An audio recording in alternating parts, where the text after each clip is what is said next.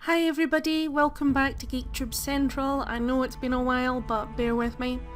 So it's been 13 months almost since the season 6 finished, and I decided to do a little recap and a prediction video, so let's head into that. Now the first episode is called Dragonstone. Jon organises the defence of the north, Cersei tries to even the odds, and Daenerys comes home. Now this is an important episode because it's written by the actual series creators, so you know it's going to be good.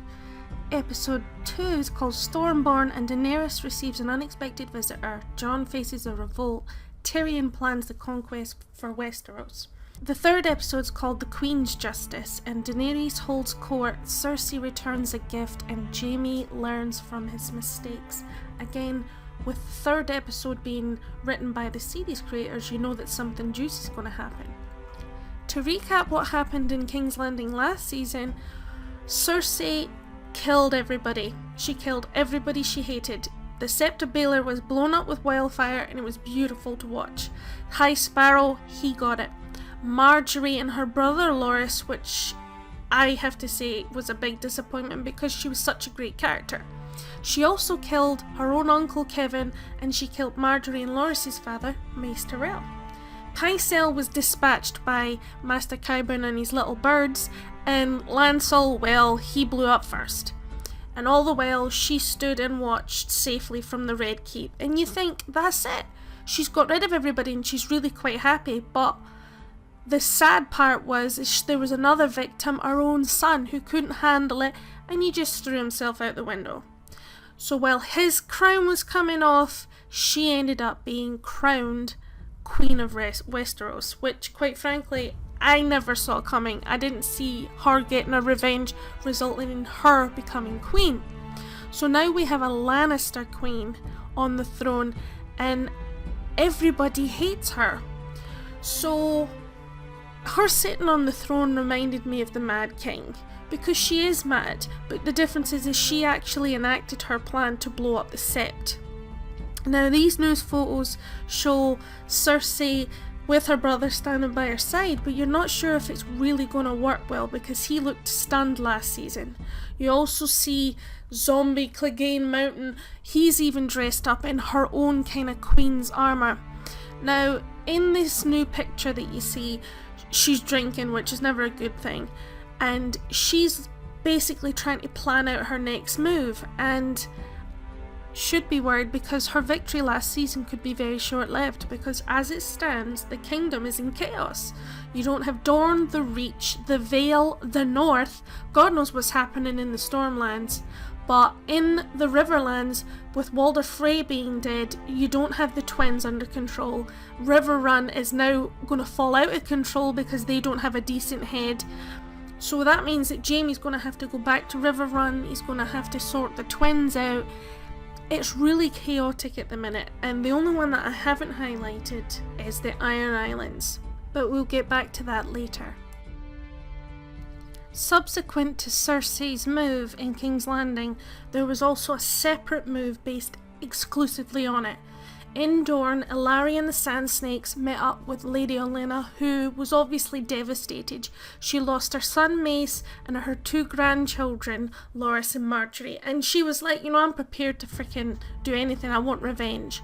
And that's when Varys walks through, and then you realise that you're tying these people that are enemies of Cersei aren't just enemies of Cersei, they are now allies of Daenerys and the Targaryens.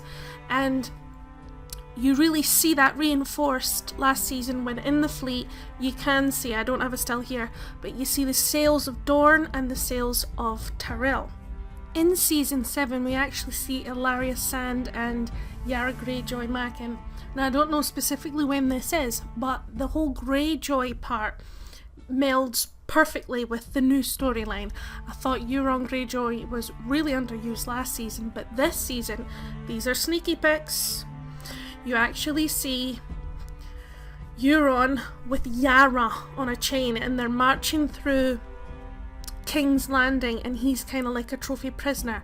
It's definitely him because this is the wee side view angle where you see his face. Now this all leads into how Tyene and Ellaria are also in King's Landing surrounded by guards. I think they are captured by Euron and they're being taken as like prizes to Cersei, because at this point she has no allies really. So bringing in the whole Euron thing brings in this new coalition kind of thing. At this point we don't know where Abara is. Nymeria isn't there, but we see that Tyene is captured with her mother. Now I think this is all to bring King Euron of the Iron Islands to join with Cersei, and I think that's a plot point that they could have, because he has got ships, or he is planning on having all these ships, and it's one way of bringing in part of Westeros that maybe she didn't have any control with before, and because Euron's ruthless, that might actually complement Cersei. But this is all speculation at this point. As we move north, we learn that winter has finally come to Winterfell, and that's usually signalled with the White Ravens coming out. So the big recap revelation for season 6 is that Jon Snow is not Ned Stark's son, he's his sister Lyanna's son. Now, because she was kidnapped by Rhaegar, that would possibly mean that he's a Targaryen and a Stark, and indeed royal. Now, in the new series you see that he's holding court as the king with Davos and his sister Sansa. And there's new photos here of he goes down to the crypt, and you can't really see it in the photo, they're not showing that, but Lyanna's to the left and to the right of her is Ned Stark's statue. And Littlefinger comes down and shouts his mouth off, and there's actually a little clip that I've seen online where he's getting in a tussle with Littlefinger. Now at some point he's going to be leaving, and you see from up in the ramparts she's looking down Sansa with Littlefinger, and I think he's going to be dripping more poison. Now it was kind of hinted at when Littlefinger basically put his cards out on the table that he wants to be king and he wants her to be his queen. It would just be a shame that after the nice reunion between them both, that it would be soured by someone like Littlefinger, because after all, we're so close to getting Bran and Arya back too.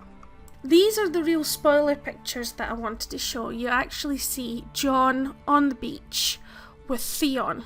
Now in this photo you can see that he's obviously landed with some of the Ironborn fleet that he and Yara had, and he meets with Jon on the beach, and you see Davos there.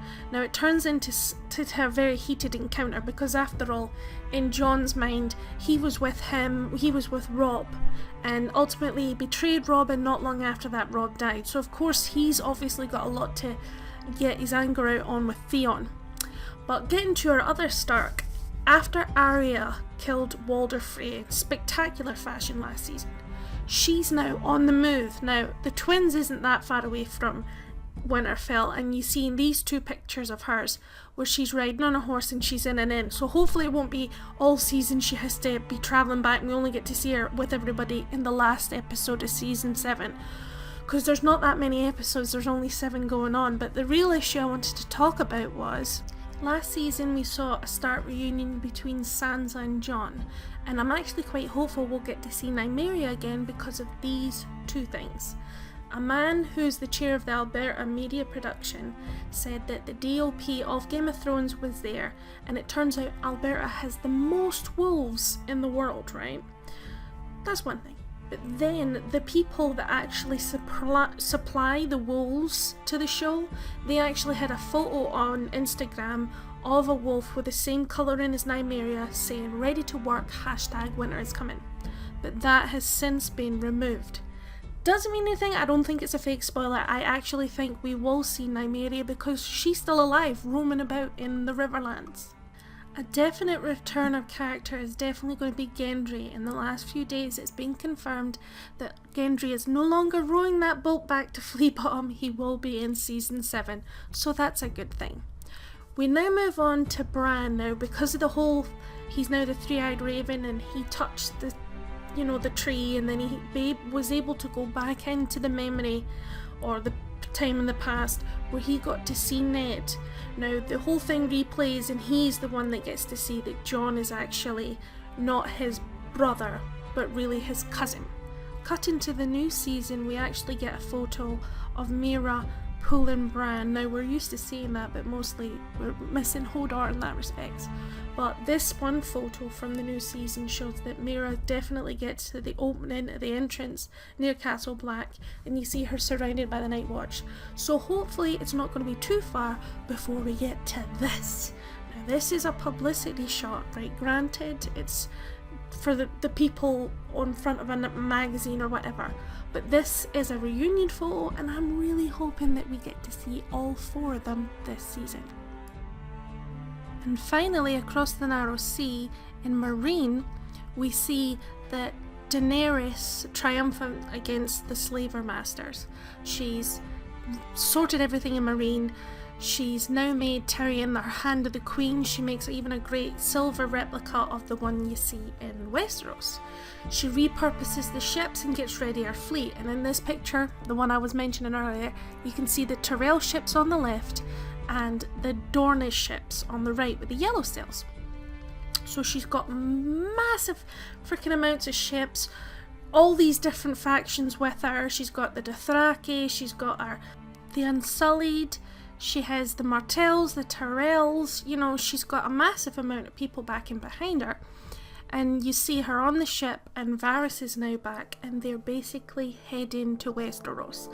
After 6 seasons, she's finally gonna go to Westeros. Oh, and I forgot to mention, her dragons are all big. Drogon is still the biggest, but now she's got massive amounts of people behind her. She's obviously got the money, but she's also got the game changer, the dragons. Now, when it comes to this story, you're thinking, where realistically is she going to go? Now, I personally, before about a month or so ago, I assumed she was going to go to Dorne because she has allies there. But it's now been, through the pictures I've seen and the name of the first episode, she's going to go to Dragonstone. Dragonstone is actually where she was born and is the name of the first episode. And as you can see from this photo, it's very moving for her to finally land on solid ground, solid Westerosi ground. And this photo, they're all gathered together and they're looking at someone. Now I think what they're looking at is Melisandre, because I think after the whole snafu in Winterfell where she's ejected, there's a clip that I've seen where she's standing above on the cliff and looking down at people coming up. I think she's there to greet them. And this photo is just a photo of Daenerys seeing probably the first ever throne, and obviously it's symbolic of Dragonstone. It's all like rock and earth and very harsh looking. But this photo shows that she very much fits in on the throne, that she is that ruler person that you're wanting, and because we know so much of her character, we actually have faith that she can be a really great ruler.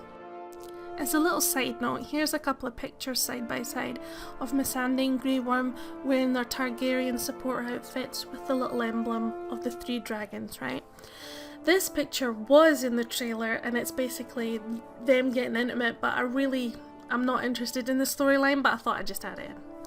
This, which is definitely not promotional and shouldn't be shown, but I did find it, is a picture confirming that Jorah is showing up, and I think he must show up really soon because she's on the beach with Tyrion and the Dothrakis, so maybe he comes and meets her there, because it's hard not to miss all these ships coming towards Dragonstone, and Dragonstone isn't that big, but it just proves that some of her forces went with her to Dragonstone, some other people went elsewhere, and that's how Yara Greyjoy is captured, and not with Theon, because Theon's went north to see Jon. Phew! Oh. Well, don't know about you, but I'm a bit bushed. This video is only about 15 minutes long, but it's been a while in the making sort of thing. But getting to final thoughts. I'm really, really excited about Game of Thrones. I always am every year, and although I don't really like to know too much, when I do get to see certain reproduction photos, I tell myself, well, it just confirms that they're filming at a certain area. Now, everything I've brought up is pretty light compared to some of the spoilers on the scene. I'm not paying attention to anything like that. I just want to make it so that people's juices are flowing, that they're excited about it. I don't need the whole cake, i.e. the whole story. I can take a little bit and then think about what it means and predict and make little theories, but at the end of the day, that's all they are. You don't have to agree with them. I just wanted to show you some stuff that I looked at and quite enjoyed. And sorry that it's been so long since I've posted. It's been a bit of a crappy year, to be honest, and coming back to Game of Thrones now here in July rather than it used to be back in April and March time I should say, I'm just really thankful to be even making a video at all. So I hope you've enjoyed this video. I plan on making review videos, hopefully within a couple of days, within 4 or 5 days it should be out, depending on, and I'll just keep doing these kind of reviews. I hope you like them, and thanks for watching.